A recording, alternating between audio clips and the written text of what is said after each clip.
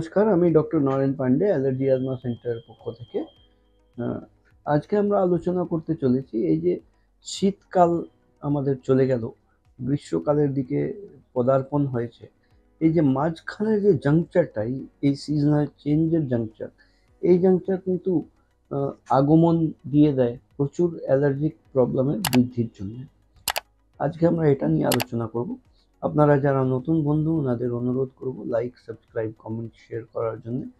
Bell icon টিপে যদি all আপনি প্রেস করেন তাহলে সর্বপ্রথম ভিডিও আপনি পাবেন।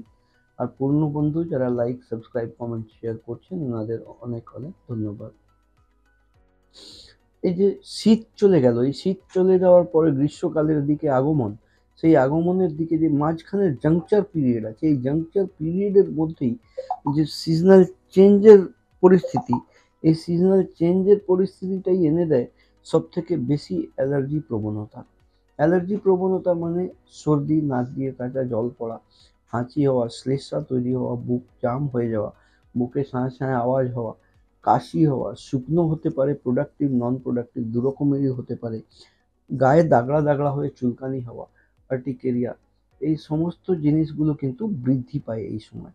কারণ আমাদের অ্যাটমসফিয়ারে different types of fauna flora, different type of vegetations, plants এই সময় প্রচুর পরিমাণে পলেন্স জেনারেট করে আমাদের অ্যাটমসফিয়ারে।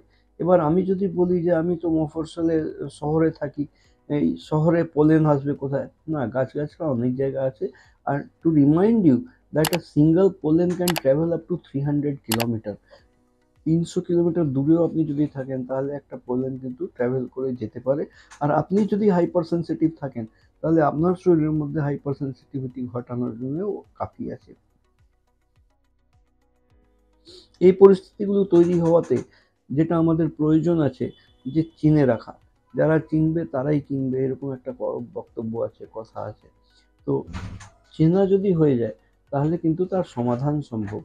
অর্থাৎ এই চেনার জন্য যেটা আমরা বলে থাকি মডিফাইড স্কিন প্রিক টেস্ট, চামড়ার উপরে অ্যালার্জি পরীক্ষা চিহ্নিত করা, যে কি কি জিনিস থেকে আমার কত পরিমাণে অ্যালার্জি হচ্ছে, সেই পরিমাণ যদি ঠিক নির্ধারণ করে নেওয়া হয় তাহলে তার ব্যবস্থা specific allergen extract immunotherapy vaccine দিলে কিন্তু সুরাহা পাওয়া সম্ভব। প্রত্যেকটা সিজনাল চেঞ্জে, প্রত্যেকটা ভোরবেলা আর সন্ধ্যাবেলা যে অ্যালার্জির কষ্ট, এখান থেকে কিন্তু আমরা বেরিয়ে আসার পথ সুনিশ্চিত করে নিতে পারি। তো আপনাদের যদি কারোর প্রয়োজন থাকে তো নিচে দেওয়া অ্যাপয়েন্টমেন্ট নাম্বারগুলো। মাঝে আরেকটা কথা বলে দিই, অ্যালার্জেন এক্সট্রাক্ট ভ্যাকসিন যে ইমিউনোথেরাপি ভ্যাকসিন বলা হচ্ছে, সেটা ভ্যাকসিন শুনলেই মানুষ আতঙ্কিত হন যে ইঞ্জেকশন হবেই না, কিন্তু এই ভ্যাকসিনটা oral immunotherapy, oral sublingual drops হিসাবে দেওয়া হয়। অর্থাৎ কোনো বেদনা, যন্ত্রণা বা কোনো সেন্টারে গিয়ে নিয়ে আসা এই সমস্ত বিষয় নয়। 1 বছরের পুরো কোর্স আমরা তৈরি করে আপনাকে দিয়ে দিই। এটা আপনারা আপনার বাড়ির কমফর্টেই কিন্তু মুখে ড্রপ হিসাবে আপনারা ভ্যাকসিনটা ব্যবহার করতে পারেন। এই রকমের যদি কারোর প্রয়োজন থাকে আপনাদের, তাহলে নিচে দেওয়া অ্যাপয়েন্টমেন্ট নাম্বারগুলোতে কল করে অ্যাপয়েন্টমেন্ট নিয়ে এসে এই পরিষেবা নিতে পারেন। আজকের মতন এখানেই শেষ করলাম। আমি doctor Naren Pande, allergy asthma সেন্টারের পক্ষ থেকে। আপনারা সুস্থ থাকুন, ভালো থাকুন, খুশি থাকুন।